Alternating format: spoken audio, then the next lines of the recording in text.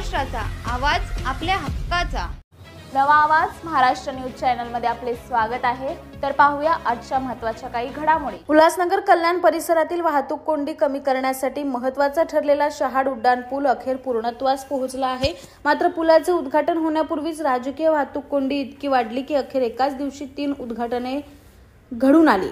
पुलाचा वापर जनतेला केव्हा होणार, यापेक्षा उद्घाटनाच्या फिती कोण कापणार, यावरून 3 पक्षात प्रचंड रस्सीखेच रंगले. महत्त्वपूर्ण पायाभूत सुविधा प्रकल्प पूर्ण होताच सुरू झालेला हा श्रेयवाद भाजप, शिवसेना, टीओके आणि मनसे यांच्यात पुन्हा एकदा तापलेल्या वातावरणाचे दर्शन घडवतो. रविवारी दुपारी भाजपकडून अचानक उद्घाटन कार्यक्रम जाहीर झाला आणि पूल खुले करण्यात आला. काही तासातच शिवसेना टीओके गटानेही आपला स्वतंत्र सोहळा करून दुहेरी उद्घाटनाचा अनोखा तमाशा घडवला. या 2 उद्घाटनानंतर नागरिकांमध्ये नेमके अधिकृत उद्घाटन कोणते याबाबत संभ्रम निर्माण झालाय. रात्री 12 वाजता पूल वाहतुकीसाठी खुला होणार असल्याने मनसे पदाधिकारी आणि भाजप कार्यकर्ते एकत्र जमले आणि जोरदार घोषणाबाजी झाली. मनसेच्या आंदोलनानंतर सदर ब्रिजची दुरुस्ती झाली आणि काही पक्ष श्रेय घेत असल्याचा आरोप मनसेने केलाय. तर म्हणजे पावसाळ्यापासून या ब्रिजची अवस्था एवढी बिकट झाली होती की रिक्षावाले आणि जे सामान्य प्रवासी आहेत एवढा त्रास होत होता. आणि या ब्रिजवर खड्ड्यांमुळे ऍक्सिडेंट होऊन काही लोकांचा जीवही गेला आहे, परंतु प्रशासनाला काही जाग येत नव्हते. तर असे एवढ्या वर्षापासून म्हणजे 6 महिन्यापासून 1 वर्षापासून जेव्हा खड्डे होते, मग तेव्हा इतर पक्षाचे लोक कुठे गेले होते? तेव्हा त्या लोकांनी हे करायला पाहिजे होतं. पण फक्त आम्ही 6 महिन्यापासून नॅशनल हायवेचे जे अधिकारी आहेत, तर हा जो ब्रिज आहे तो नॅशनल हायवेच्या याच्यात येतो, महामार्गामध्ये, त्यांना सातत्याने आम्ही पाठपुरावा करत होतो आणि पीडब्ल्यूडीच्या अधिकाऱ्यांनी सातत्याने पाठपुरावा करत होतो. त्याच्यानंतर जेव्हा आम्हाला कळलं की हे लोक दुर्लक्ष करतायत, मग आम्ही इथे रास्ता रोको आंदोलन केलं. महाराष्ट्र सेनेच्या वतीने सर्व शहराचे जे पदाधिकारी आहेत आम्ही रास्ता रोको आंदोलन केलं. ठाण्यावरून त्या अधिकाऱ्याला इथे बोलवलं. त्याच्यानंतर 4 दिवसांनी त्यांनी नोटिफिकेशन काढलं की हा ब्रिज आम्ही बंद करतो आणि काम चालू करतोय. परंतु आम्ही त्यांना एक सांगितलं की वाहतूक चालू असताना हा ब्रिज बनवायचा नाही. कारण की कसं, वाहतूक चालू असताना तुम्ही म्हणजे चांगल्या पद्धतीने तुम्ही बनवणार नाही. हा मग तुम्ही काहीतरी या रस्ता पूर्णपणे बंद करा, म्हणजे 15 दिवस असो, 20 दिवस किंवा 1 महिना बंद करा. परंतु ऐन दिवाळीचा सण होता, मग त्यावेळेला डीसीपी साहेबांनी सांगितलं की बाहेरून जे लोक आहेत, आपले इथे उल्हासनगर शहर हे व्यापाऱ्यांचं शहर आहे आणि इथे खरेदी करण्यासाठी बाकीचे लोक येत आहेत आणि आपल्याला व्यापाऱ्यांचं पण नुकसान करायचं नव्हतं. व्यापारी आपले बांधव आहेत, बंधू आहेत, शहरवासी आहेत आपले, त्यांचंही नुकसान नाही झालं पाहिजे. त्याच्यामुळे त्यांचाही आपण विचार केला पाहिजे. त्या अनुषंगाने आम्ही बोललो ठीक आहे साहेब, दिवाळी जाऊ द्या, दिवाळीच्या नंतर हे करू. त्याच्यानंतर मग त्यांनी पूर्णपणे परत एकदा नोटिफिकेशन काढलं आणि पूर्ण रस्ता बंद करून सगळी वाहतूक वाळदोनी मार्गाने हे करायला लावली. त्या अधिकाऱ्यांनी, कर्मचाऱ्यांनी चांगली दिवस रात्र मेहनत करून वेळेमध्ये तो पुलाचं काम केलं. परंतु मनसेने त्याचा पाठपुरावा केला.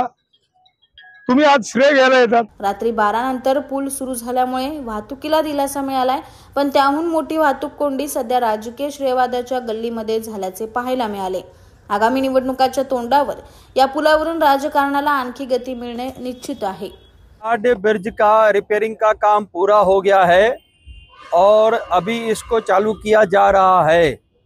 हमारे आमदार कुमार आलानी जी के प्रयासों से इस शर्ट आरओबी का जो है वो रिपेयरिंग का काम पूरा हुआ है और आज इसको हम लोग खोल रहे हैं. कल्याणला, उल्हासनगर कल्याणला जोडणारा हा शहाड ब्रिज हा अति महत्वाचा ब्रिज.